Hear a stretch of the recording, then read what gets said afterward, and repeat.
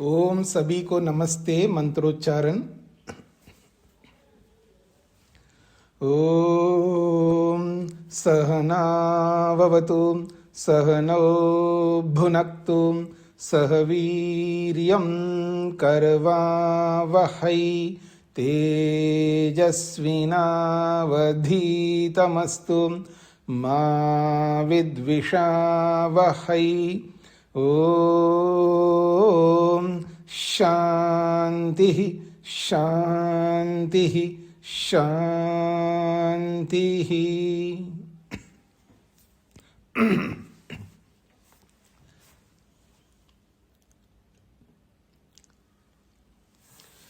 वेदांत दर्शन की कक्षा संख्या 95 है।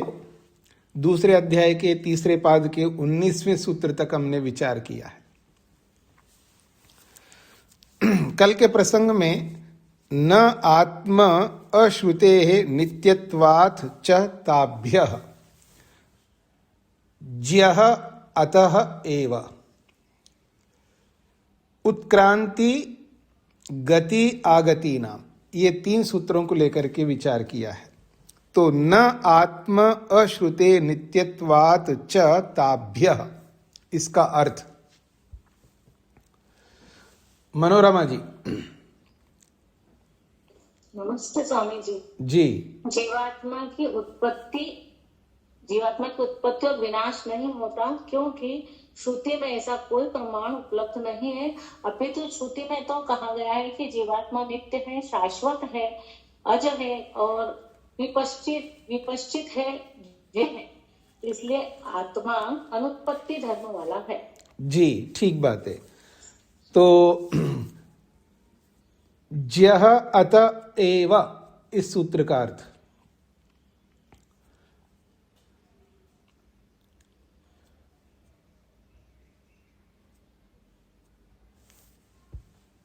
सरोज जी बताइए।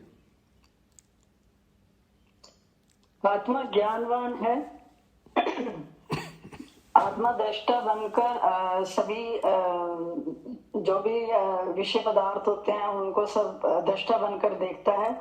आत्मा में ज्ञान है, आत्मा अभौतिक है, उसमें कुछ घुल मिल नहीं सकता। जी, ज्ञान नहीं बोलना है, ज्ञानवान बोलना है। जी ज्ञानवान। जी जी। तो उत्क्रांति गति अगति नाम, इसका अर्थ आप में से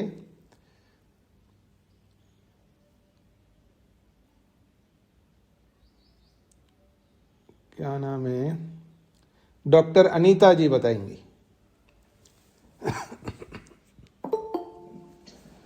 नमस्ते स्वामी जी। जी।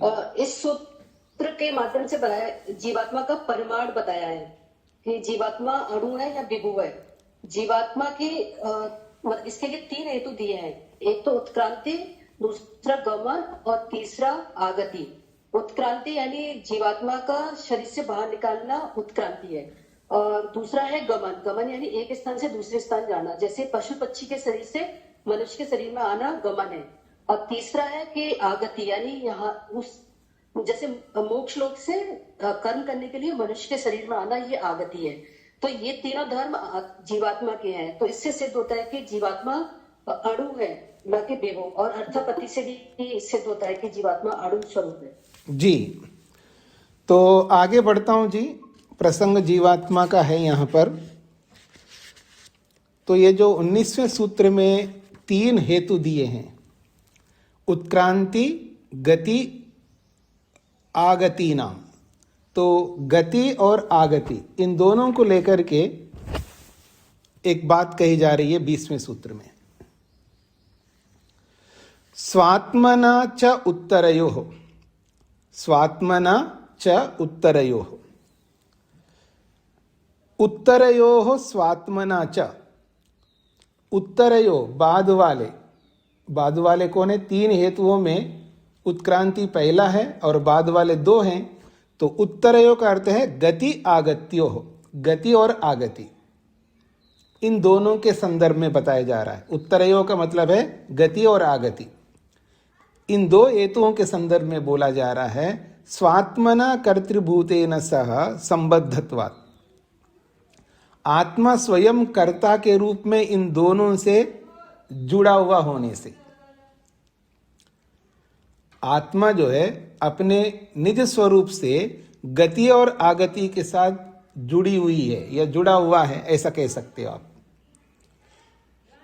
तो आत्मा अपने स्वरूप से गति और आगति के साथ जुड़ा हुआ होने से ये पता लगता है कि तत्कर्तु आत्मना, ये जो कर्म करने वाला आत्मा है वो परिच्छिन्नत्वम, वो परिच्छिन्न है।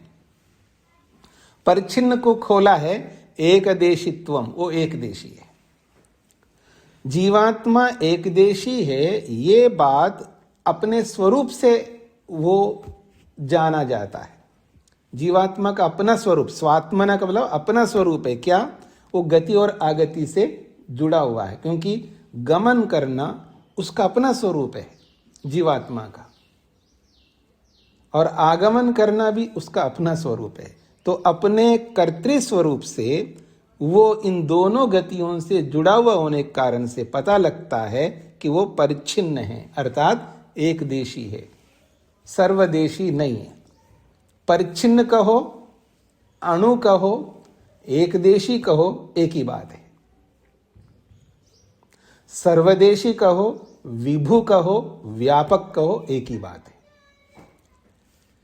तो उसका अणुत्वम च सिद्ध्यति तराम, अणुत्वम च सिद्ध्यति तराम, उसके अणुत्व सरलता से सिद्ध हो जाता है। सिद्ध्यति, एक बोलो सिद्ध्यति, सिद्ध होता है, और सिद्ध्यति तराम का मतलब है सरलता से सिद्ध हो जाता है उसके गति और आगति से। तथा कृत्वा च, ऐसा मान करके ही, उत्क्रांति अपि, और ये जो उत्क्रांति है जीवात्मा का, उत्क्रांति का मतलब शरीरात जीवात्मनो निसंदिग्धम सिद्ध्यति, शरीर से उसकी उत्क्रांति, शरीर से बाहर निकलना जीवात्मा का निसंदेह सिद्ध हो जाता है। अर्थात जीवात्मा शरीर से निकलता है, ये अनायास सिद्ध इसलिए होता है क्योंकि उसका स्वरूप ये गति करना, गमन करना, आगमन करना उसका स्वरूप है। उससे शरीर से बाहर निकलना भी निसंदेह सिद्ध हो जाता है। यथाच उक्तम, जैसा कि शास्त्र कहता है।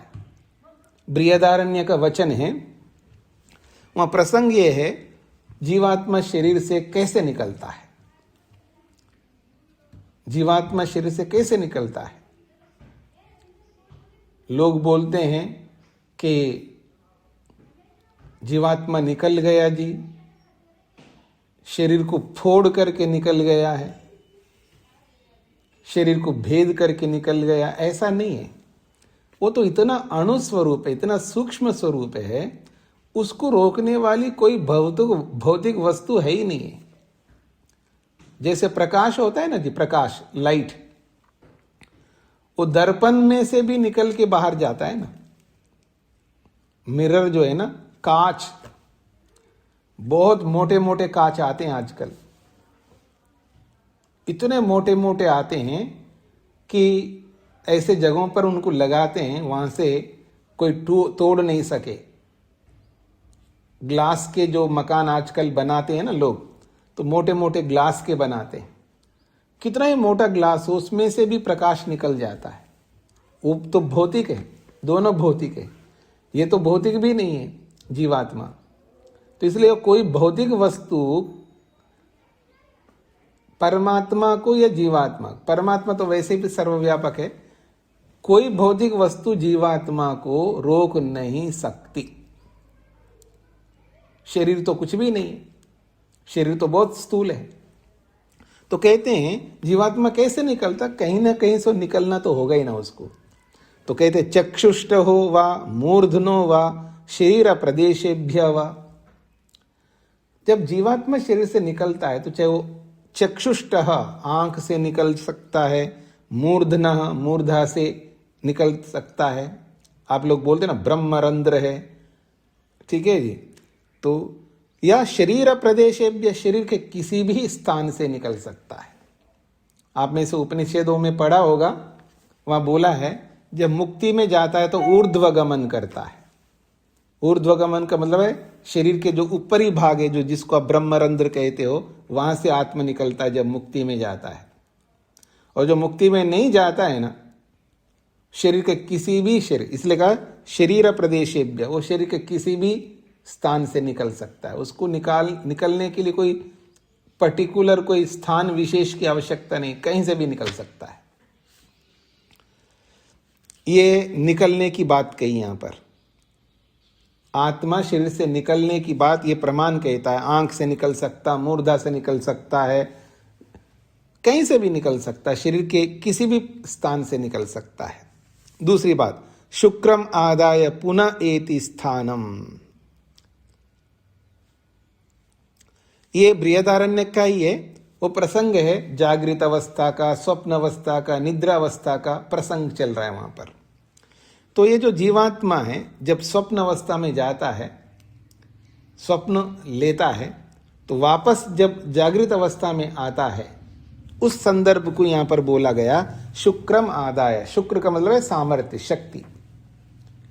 शुक्रम आदाय पुनः एति स्थानम, अपने वर्तमान स्थान में, जागृत स्थान में आ जाता है।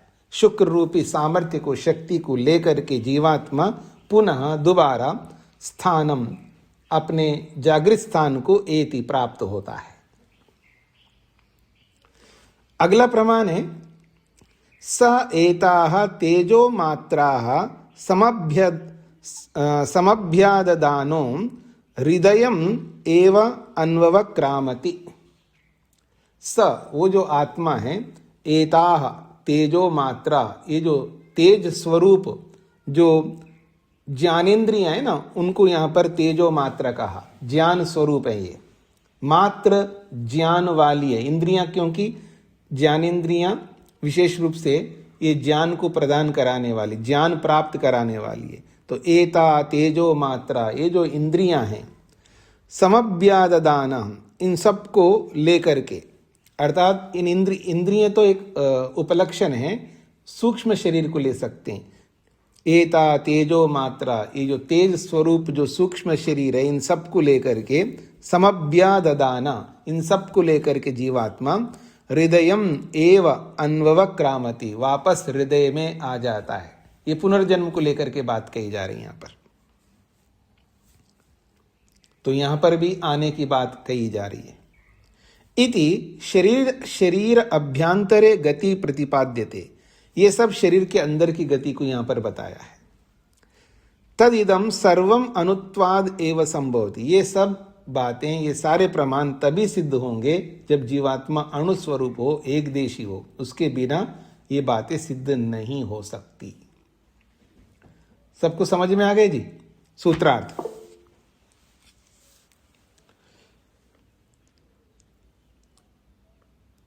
पिछले सूत्र के तीनों हेतुओं में से बाद वाली दोनों हेतु,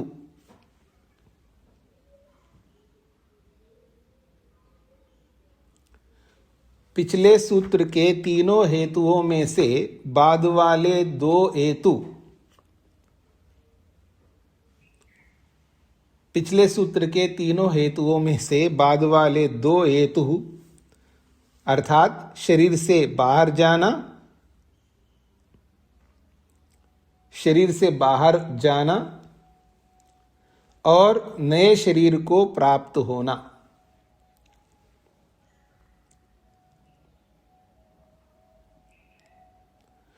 अर्थात शरीर से बाहर जाना और नए शरीर में प्राप्त होना,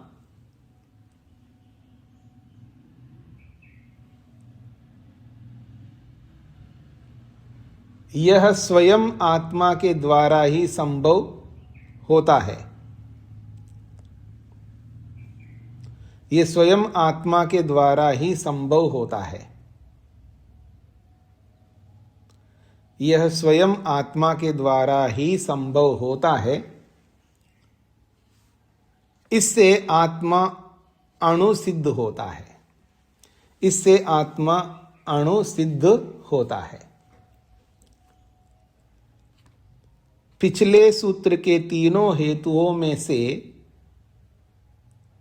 पिछले सूत्र के दोनों हेतुओं में से जो बाद वाले दो हेतु अर्थात शरीर से बाहर जाना और नए शरीर में प्राप्त होना, यह स्वयं आत्मा के द्वारा ही संभव होता है। इससे आत्मा अणु सिद्ध होता है। हाँ जी, अरुण जी को क्या कहना है?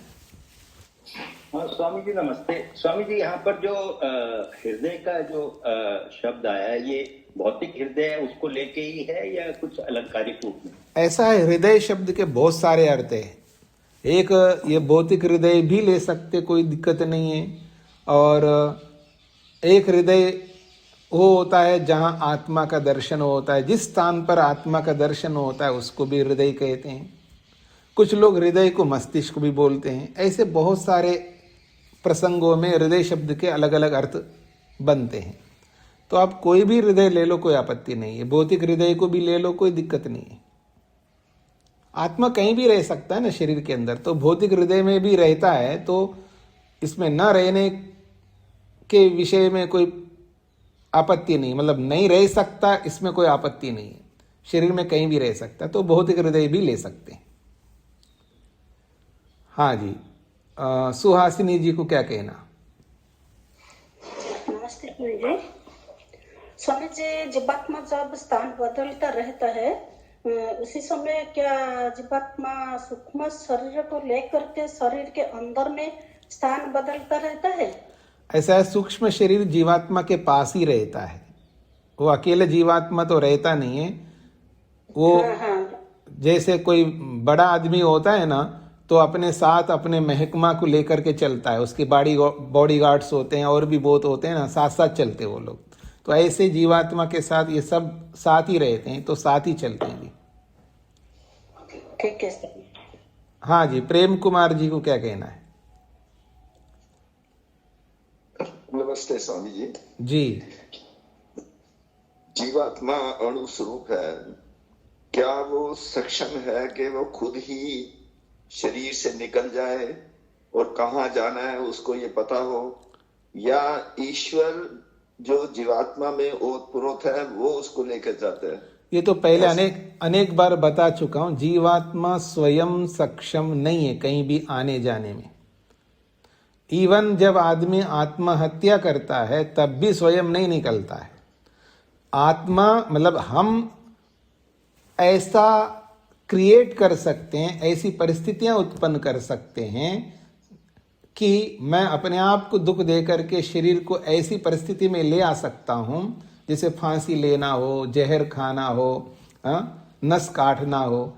ऐसी परिस्थिति में जब पैदा करता हूं, तब परमात्मा ये देखता है कि क्या ये जो परिस्थिति पैदा किया है जीवात्मा ने, क्या ये शरीर में रह सकने का सामर्थ्य अभी है इसके अंदर, इतना सहन कर सकता है। तो आप भले नस काटो तो भी नहीं निकलेगा, भले आप फांसी ले लो, लेकिन कई बार वो सहन कर लेता है कोई, तो उसका निकलता नहीं आत्मा। ठीक है ना, जहर खा लेता है तो भी उसके अंदर इतना सामर्थ्य होता है सहन करने का। दुख को सहन करने के सामर्थ्य अलग अलग होते हैं व्यक्ति के। तो जब तक सामर्थ्य रहता है तब तक निकालता नहीं परमात्मा। और जब वो बाहर हो जाता है सामर्थ्य से, अब ये रह नहीं सकता इसमें, तब परमात्मा स्वयं निकालता है। चाहे जहर खाने वाले का आत्मा हो, चाहे फांसी देने वाले का आत्मा हो, चाहे नस काटने वाले का आत्मा हो, ईश्वर ही वहां कारण बनता है। अगर जीवात्मा में इतना सामर्थ्य है तो फिर वो जहर लेने का, फांसी लेने का या नस काटने का उसको जरूरत ही नहीं, खुद निकल जाए। यहाँ जी कुछ लोग बोलते हैं ना, आप में से भी कभी बोलते हो, बहुत दुख पा लिया जी भाई, बस भगवान मेरे को जल्दी उठा लो शरीर से, ऐसे बोलते रहते हैं।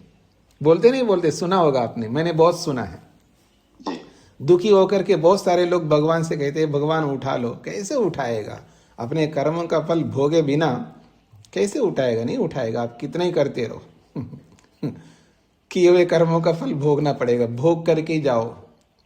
हाँ, ये अलग बात है, हम जैसे निकलने के लिए कुछ ऐसी परिस्थितियां पैदा करते हैं, उस परिस्थिति को पैदा करना भी एक कर्म है ना, उसका तो दंड देगा। फांसी देने वाले को दंड तो देगा, लेकिन निकालना तो पड़ेगा उसको, क्योंकि परिस्थिति ऐसा उत्पन्न किया आपने। जी, तो आगे बढ़ूं।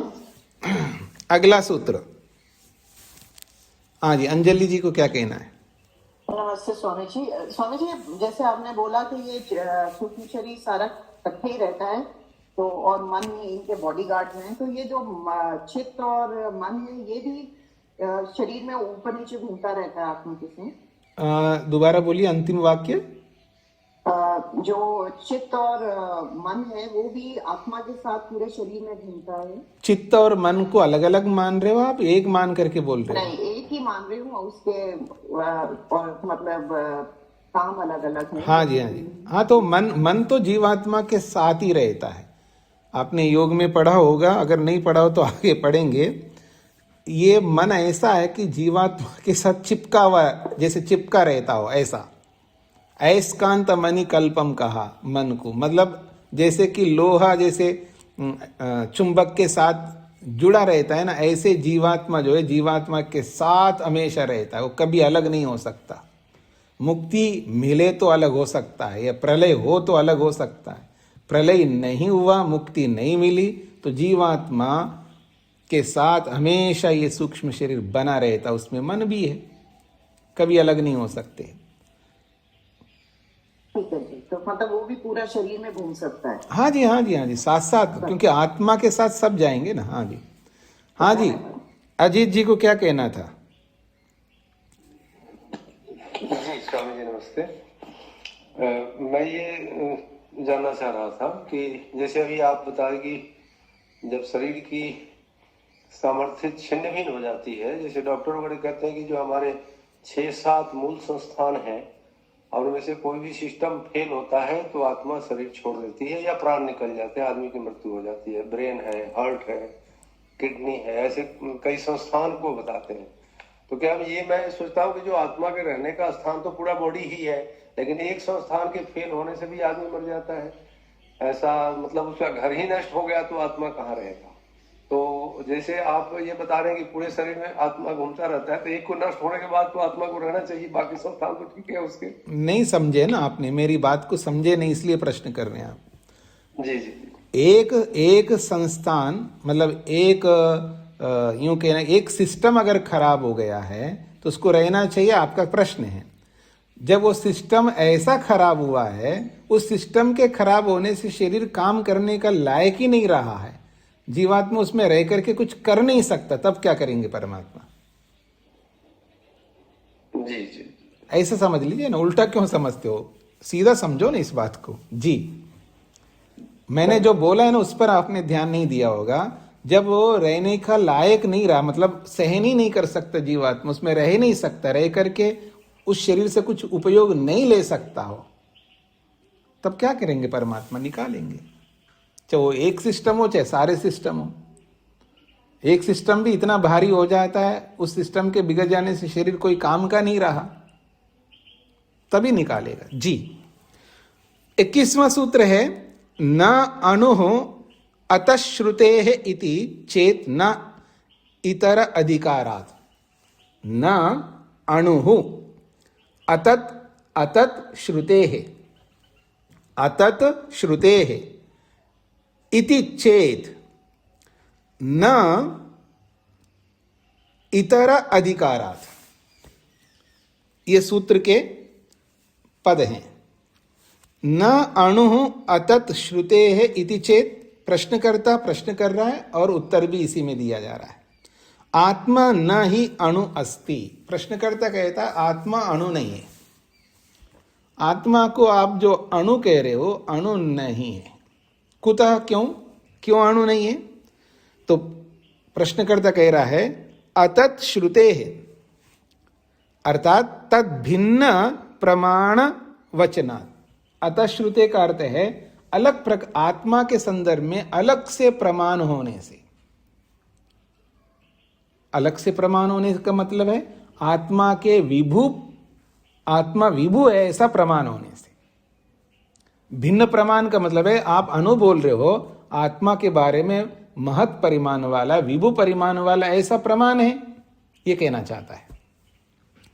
समझने का प्रयत्न करेंगे। अतः श्रुते का अर्थ है तद भिन्न प्रमाण वचनात्। तद भिन्न, उससे भिन्न प्रमाण, किससे?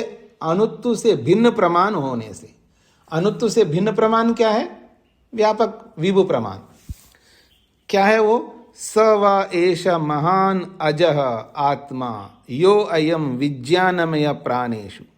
स व एष महान अजः, वो बहुत महान है, बहुत बड़ा है, और अजः जन्म नहीं लेता है, ऐसा वो आत्मा है। यो अयम विज्ञानमय, वो कौन है? ये विज्ञानमय ज्ञानमय आत्मा है। प्राणेषु, समस्त प्राणों में विराजमान है, वो महान आत्मा है।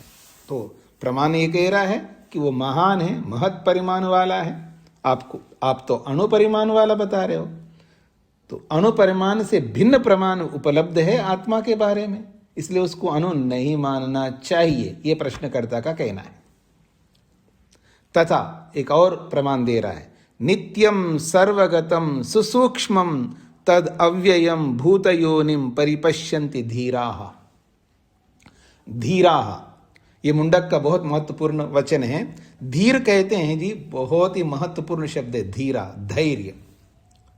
जीवन में किसी भी क्षेत्र में, आप भौतिक क्षेत्र में हो, आध्यात्मिक क्षेत्र में हो, यदि जिस व्यक्ति के जीवन में धैर्य है, धीरता है, वो बहुत आगे बढ़ सकता है किसी भी क्षेत्र में, और आध्यात्मिक क्षेत्र में तो विशेष रूप से।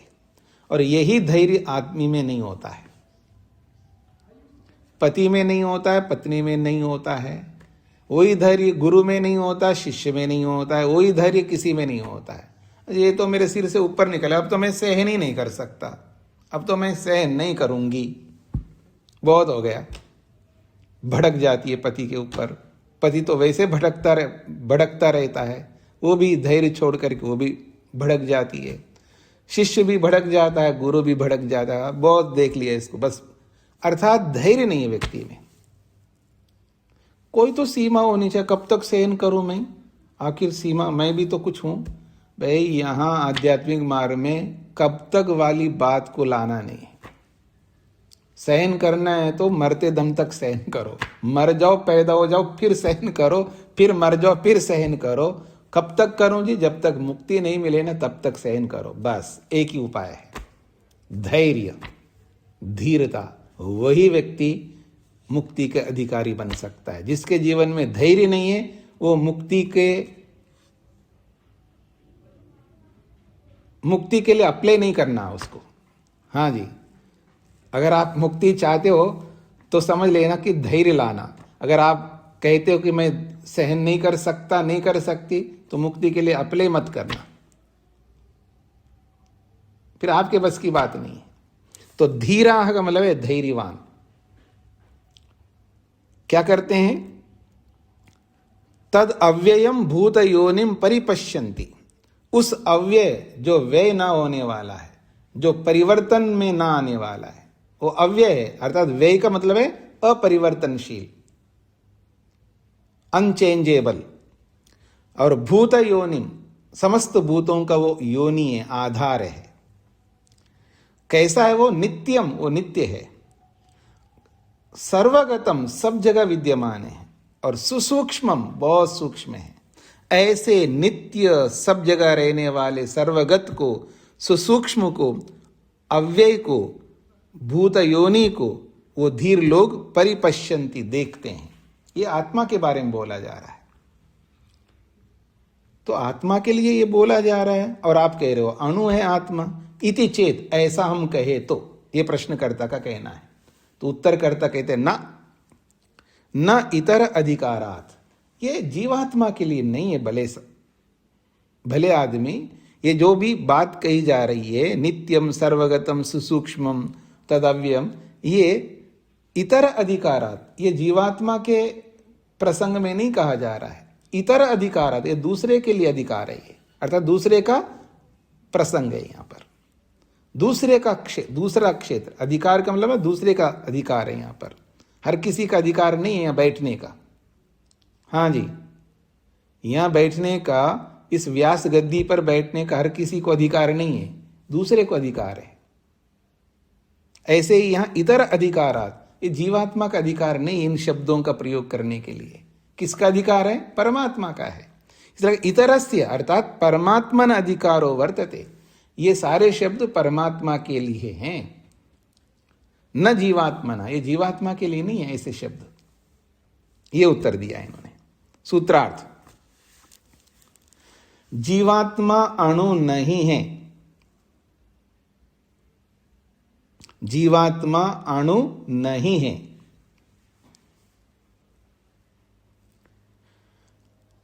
अणु से भिन्न महत परिमाण का प्रमाण होने से, अणु से भिन्न महत परिमाण का प्रमाण होने से, अणु से भिन्न महत परिमाण का प्रमाण होने से, यदि ऐसा कहे तो, यदि ऐसा कहे तो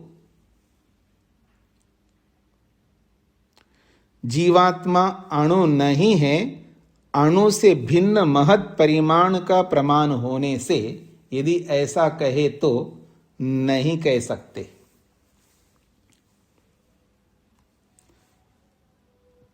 यदि ऐसा कहे तो नहीं कह सकते, क्योंकि जीवात्मा से अलग परमात्मा का प्रकरण होने से, जीवात्मा से अलग परमात्मा का अधिकार प्रकरण होने से, अधिकार अर्थात प्रकरण होने से, क्योंकि जीवात्मा से अलग परमात्मा का वहां अधिकार प्रकरण होने से,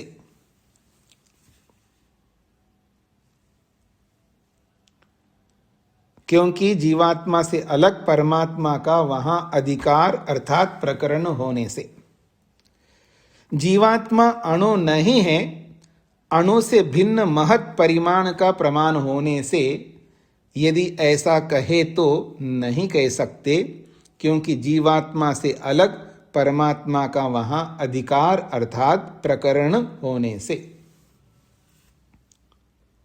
ठीक हो गए जी, आगे बढ़ूं। 22वां सूत्र,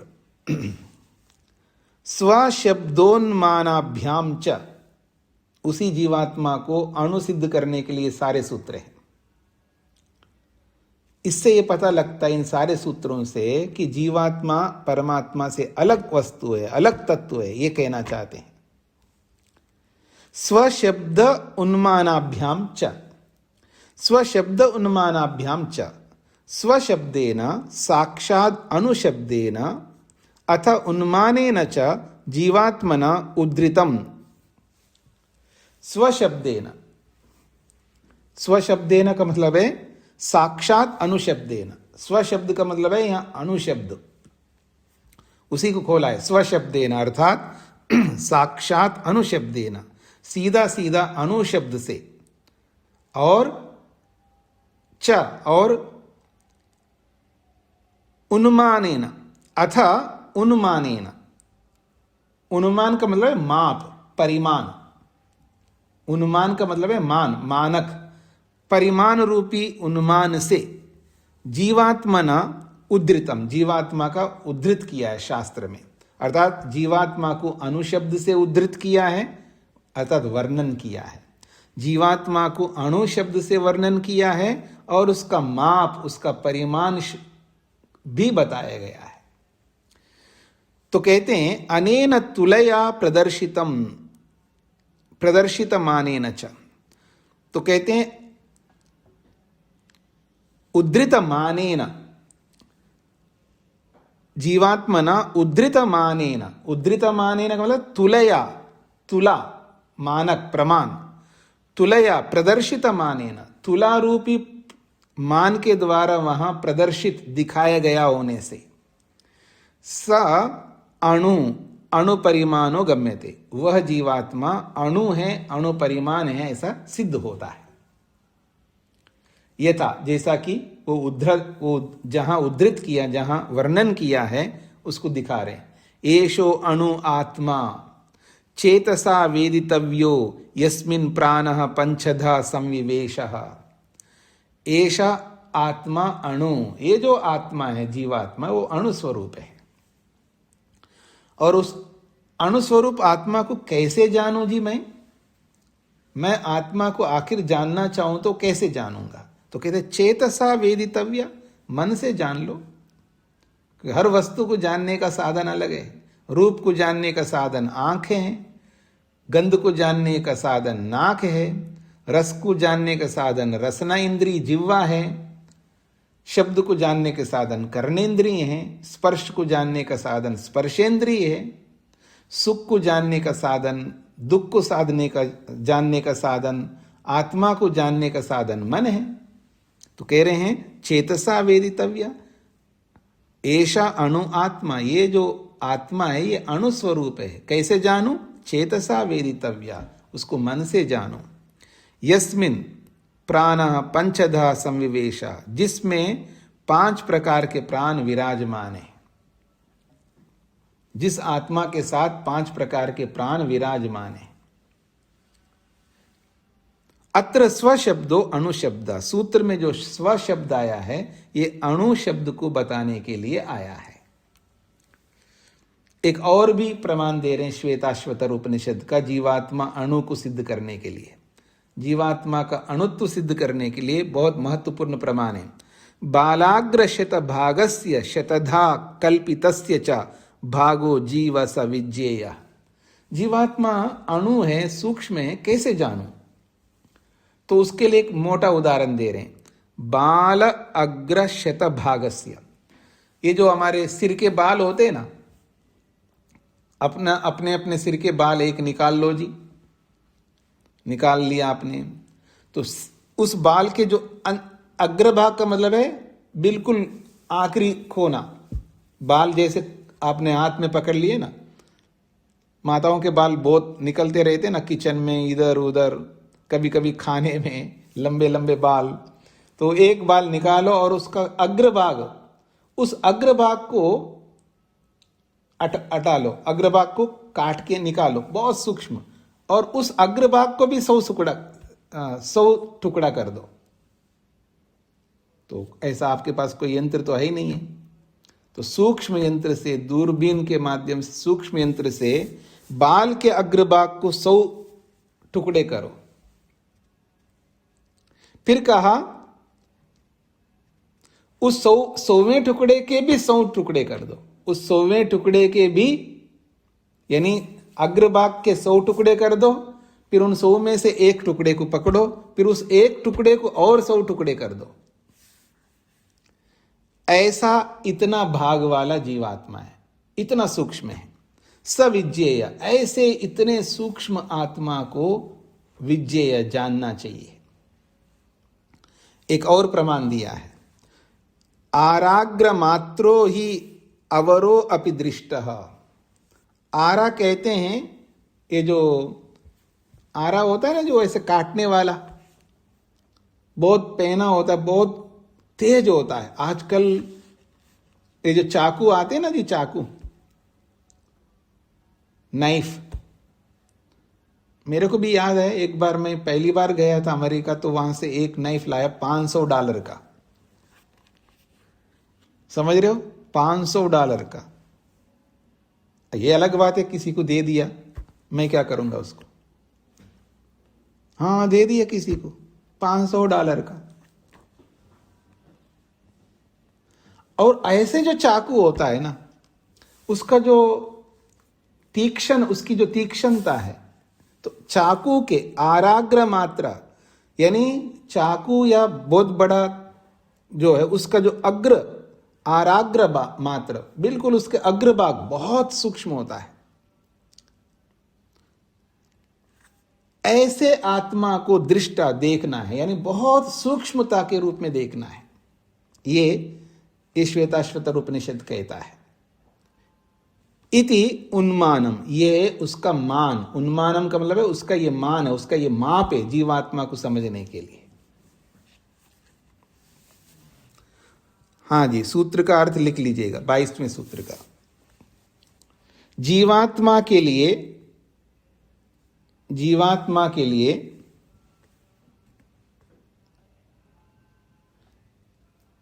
शास्त्र में साक्षात अणु शब्द,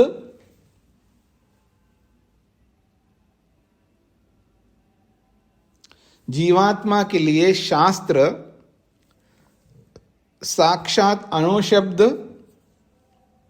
जीवात्मा के लिए शास्त्र साक्षात अणु शब्द से, अणु शब्द से और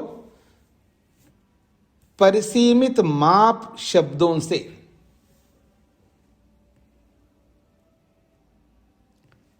और परिसीमित माप शब्दों से वर्णन करता है। जीवात्मा के लिए शास्त्र साक्षात अणु शब्द से और परिसीमित माप शब्दों से वर्णन करता है।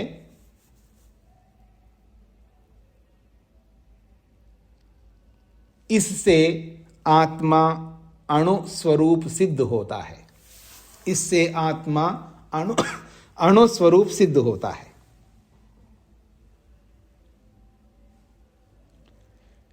इससे आत्मा अणु स्वरूप सिद्ध होता है। जीवात्मा के लिए शास्त्र साक्षात अणु शब्द से और परिसीमित माप शब्दों से वर्णन करता है, इसलिए जीवात्मा अणु सिद्ध होता है।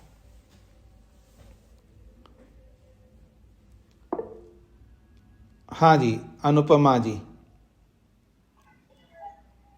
नमस्ते स्वामी जी। स्वामी जी, उन्मान शब्द का क्या अर्थ है? उन्मान का मतलब माप, माप, तुला, तोलना, मापना, मापने को उन्मान कहा है। धन्यवाद स्वामी। अनिल जी। स्वामी जी, परिसीमित का अर्थ क्या है? परिसीमित को किस तरह समझें? परिसीमित, सीमित करते हैं ना, परिसीमन, जैसे जमीन आदि के लिए परिसीमन किया जा रहा है जी। कितनी जमीन है जी, आपको पटवारी को बुला करके परिसीमित करते हैं हम लोग। आज हमारी जमीन इतनी है जी। हाँ, तो ये है परिसीमित। ठीक स्वामी जी। हाँ जी, अनीता जी। ओम स्वामी जी प्रणाम। स्वामी जी, आरा शब्द से सुई या आरा, जो आरा काटने वाला, क्या लेंगे? हाँ, सुई भी ले, कुछ लोग आरा शब्द से सुई भी लेते हैं, और कुछ लोग जो है ना, जो मतलब काटने वाला होता है ना, उसको भी लेते हैं। जैसे बड़ा तलवार ले लो, चाकू ले लो, जो बहुत एकदम शार्प जो होता है ना, पेनी जो होता है, उसको लेंगे। जी जी जी, धन्यवाद।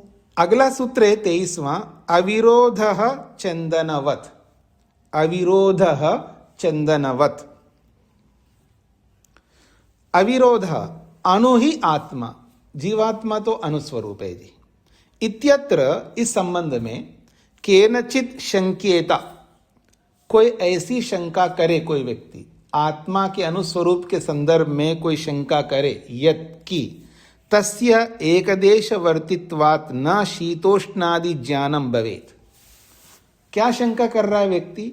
आपने बोला है आत्मा बहुत सूक्ष्म है, इतना अनुस्वरूप है, इतना सूक्ष्म है कि बाल के अग्रभाग के 100 टुकड़े करो, उन 100 टुकड़ों में से एक टुकड़े को लेकर फिर उसके 100 टुकड़े करो, ऐसा इतना सूक्ष्म अनुस्वरूप है, तो किसी न किसी के मन में शंका तो पैदा होगी। यत् की, क्या शंका हो रही है उसको?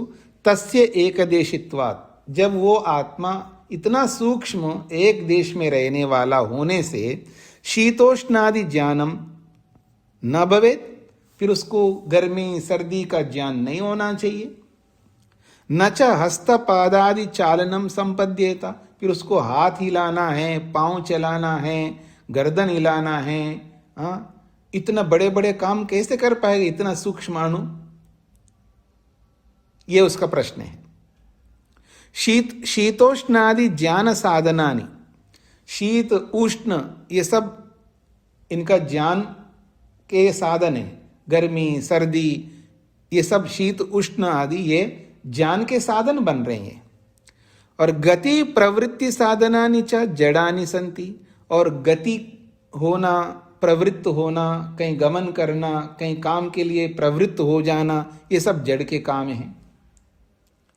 जड़ेषु न चेतनवद व्यापारे न भवितव्यम, फिर जड़ों में चेतन के समान व्यापार नहीं होना चाहिए।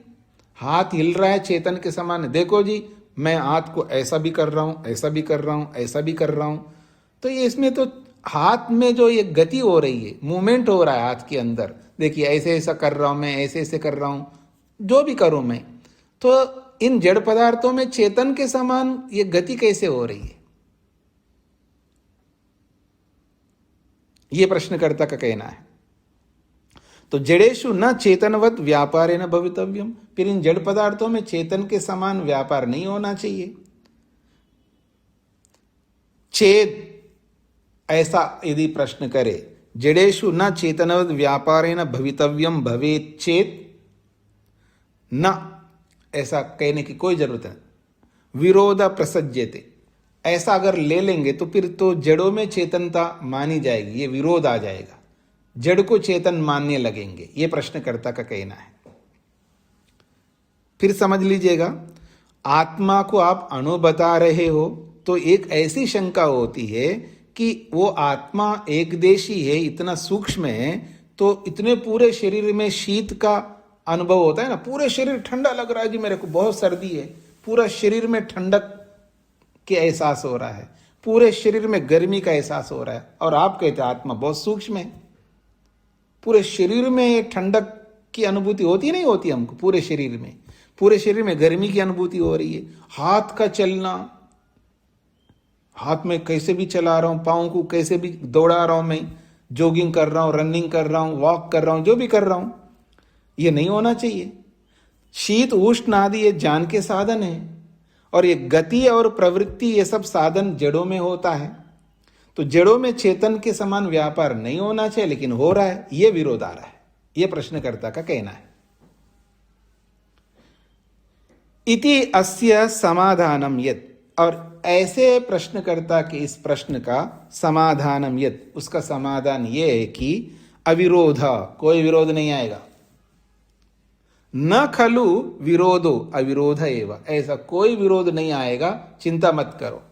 आत्मा सूक्ष्म होने से, एकदेशी होने से, पूरे शरीर में गर्मी का सर्दी का जो ज्ञान हो रहा है, बड़े बड़े हाथ पांव का हिलना, इतने प्रकार की प्रवृत्तियां हो रही है, तो इन सारी प्रवृत्तियों के होते रहते हुए भी, गर्मी सर्दी की अनुभूति पूरे शरीर में होते हुए भी कोई विरोध नहीं आएगा।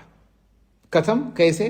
तो उदाहरण दिया लौकिक होता, चंदनवत, चंदन के समान, बड़ा अच्छा उदाहरण दिया है। यथा ही एकदेशस्थ चंदन वृक्ष स्वसन्निहितान अचंदन वृक्षान अपि चंदनयति। हाँ जी, आओ ना जी, हमारे आश्रम में चंदन के पेड़ बहुत दिखाई देंगे आपको, पर अभी गंध नहीं आ रही है, क्योंकि अभी वो बच्चे हैं, जब बूढ़े हो जाएंगे तब आएगी गंध, अभी बच्चे हैं वो, बच्चों में गंध नहीं आती, चंदन के बच्चों में, अर्थात पेड़ तो हैं, लंबे लंबे हैं, लेकिन वो बहुत मोटे बनना पड़ेगा, पकना होगा उनको, अभी पके नहीं है, कच्चे हैं। तो जब चंदन का पेड़ जब पक जाता है तब उसमें सुगंध निकलती है। तो कह रहे हैं जैसे यथा ही एकदेशस्थ चंदन वृक्ष, एक जगह पर चंदन का वृक्ष है, स्व सन्निहितान अचंदन वृक्षान अपि, जो उसके निकट जो चंदन के वृक्ष नहीं है उनको भी चंदनयति, उनको भी चंदनवत बना देता है वो, अर्थात स्वगंधेन गंधेति, अपने गंध से उन पेड़ों को भी सुगंधित कर देता है। तद्वत, उसी के समान, चंदन वृक्ष के समान, अणु आत्मा चेतना, ये जो आत्मा है अणु स्वरूप है, चेतन है, स्वसंबंधानी अचेतनानि साधनानि अपि, उस आत्मा से जुड़े हुए जो चेतन नहीं है, साधन है, इंद्रियां हैं, शरीर के अंग है, उन सब साधनों को भी चेतनेति, उनके अंदर भी चेतना ले आती है वो, या ले आता है, उनको भी चेतनवत बना देता है। तत्र स्वकीयम चेतनत्वम प्रेरति, वो अपने चेतनत्व को उन अंगों में, उन साधनों में वो प्रेरित करता है। यद्वा प्रेरणम प्रयच्छति, ऐसा भी कह सकते, उनको प्रेरित करता है, उनको चलाता है। तस्मात् आत्मनो अनुत्वे न दोषा, इसलिए आत्मा के अनु होने में कोई दोष नहीं है। एक जगह रह करके दूर दूर तक उनको आदेश करके उनको चलाना आत्मा करेगा। जैसे चंदन का वृक्ष एक जगह रह करके अपने सुगंध को औरों को दे करके उनको भी चंदन जैसा बना देता है, ये उदाहरण दिया है इन्होंने। हाँ जी, सूत्रार्थ लिख लीजिएगा। अणुजीवात्मा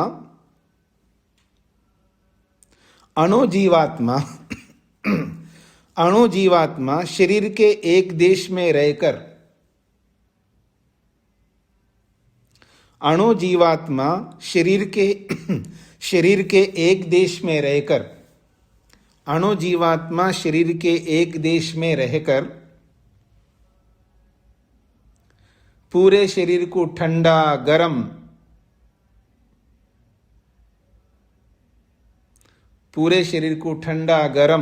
का ज्ञान कराना, पूरे शरीर को ठंडा गरम का ज्ञान कराना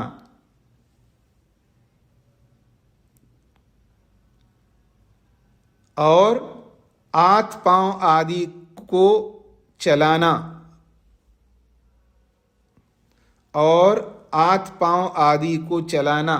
रूप कर्म नहीं कर पाएगा।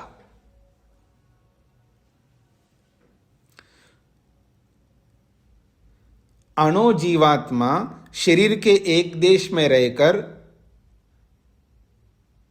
पूरे शरीर को ठंडा गरम का ज्ञान कराना और हाथ पांव आदि को चलाना रूप कर्म नहीं कर पाएगा।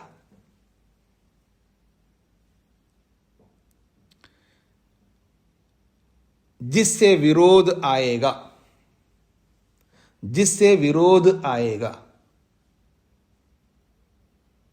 यदि ऐसा कोई कहे तो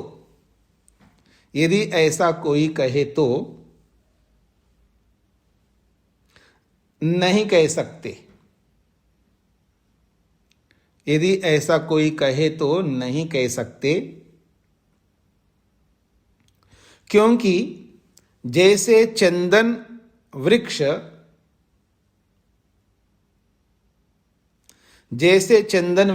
एक देश में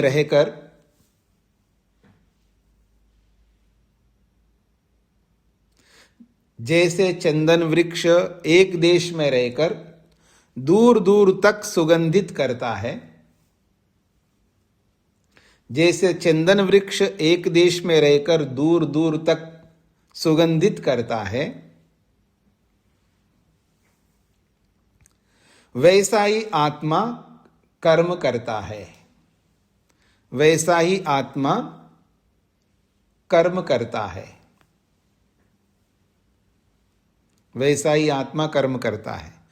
अणु जीवात्मा शरीर के एक देश में रहकर पूरे शरीर को ठंडा गरम का ज्ञान कराना और हाथ पांव आदि को चलाना रूप कर्म नहीं कर पाएगा, जिससे विरोध आएगा। यदि ऐसा कोई कहे तो नहीं कह सकते, क्योंकि जैसे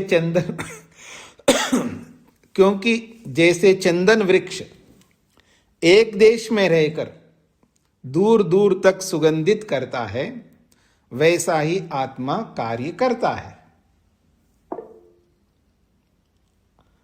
सूत्रार्थ हो गए जी? ठीक। अंजलि जी। स्वामी जी, इसका क्या अर्थ हुआ? रूप कर्म नहीं करती है। रूप कर्म क्या है? आपने जो तीसरी लाइन में हाथ पैर आदि को चलाना रूप कर्म नहीं करता, मतलब चलाना रूपी कर्म, रूपी कहो, रूप का मतलब ऐसा कोई रूप नहीं, चलाना रूपी, यानी हाथ पांव को चलाना रूपी कर्म। रूप को जगह पर रूपी कर दीजिए, चलाना रूपी कर्म। हाँ जी, सुहासिनी जी को क्या कहना है? स्वामी जी,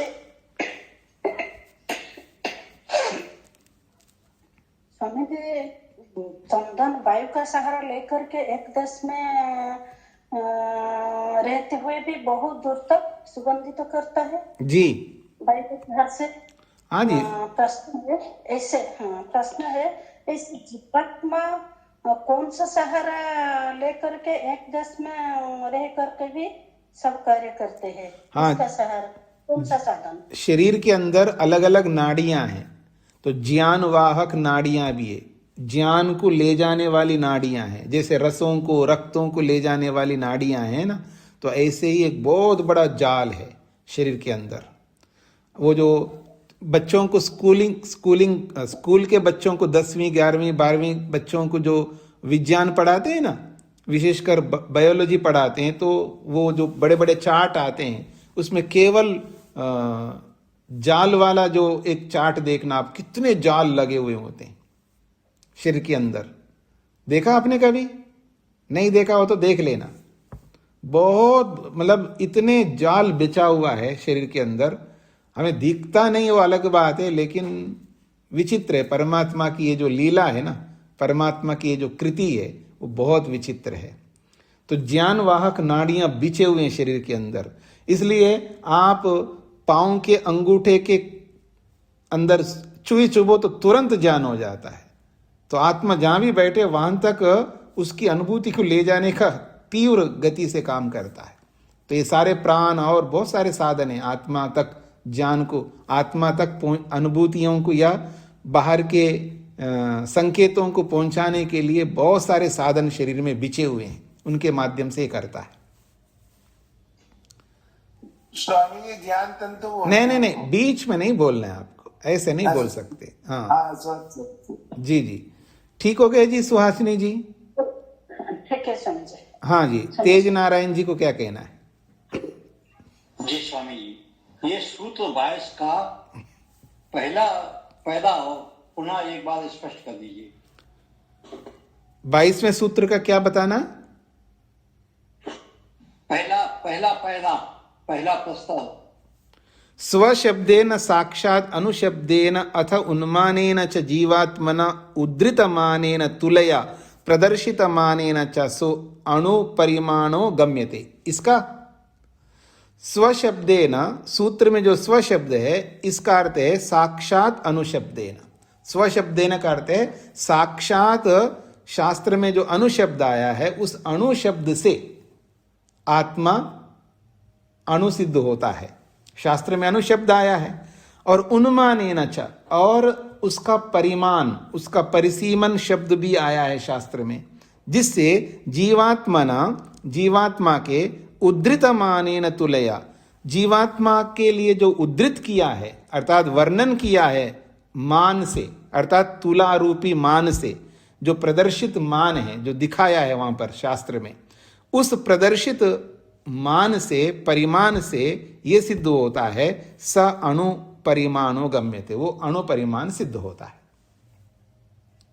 जी धन्यवाद। शकुंतला जी? हाँ नमस्ते स्वामी जी। जी स्वामी जी, यहाँ ये जो केनचित संकेत, इस शब्द को कैसे खोलेंगे? केनचित चेत संकेता, केनचित चेत संकेता। चेत का मतलब यदि कोई शंका करे तो, केनचित चेत संकेता, ऐसा है। ठीक है स्वामी जी। हाँ जी, अनुपमा जी? स्वामी जी नमस्ते। स्वामी जी, ये 21वें सूत्र में भूत योनि अति अव्यय भूत योनि समस्त योनि का आधार, इसका क्या अर्थ होगा? भूत योनि का मतलब है समस्त भूतों का कारण है वो ना, परमा, जो भी जड़ चेतनों को आज हमारे सामने जिस रूप में लाया है उसका कारण कौन है? वही परमात्मा है। तो समस्त भूतों का आधार, योनि, बेस, निमित्त परमात्मा है, ये कहना चाहता है। धन्यवाद स्वामी जी। तो ठीक है जी, आज इतना ही रखते हैं। ओम शांति शांति शांति।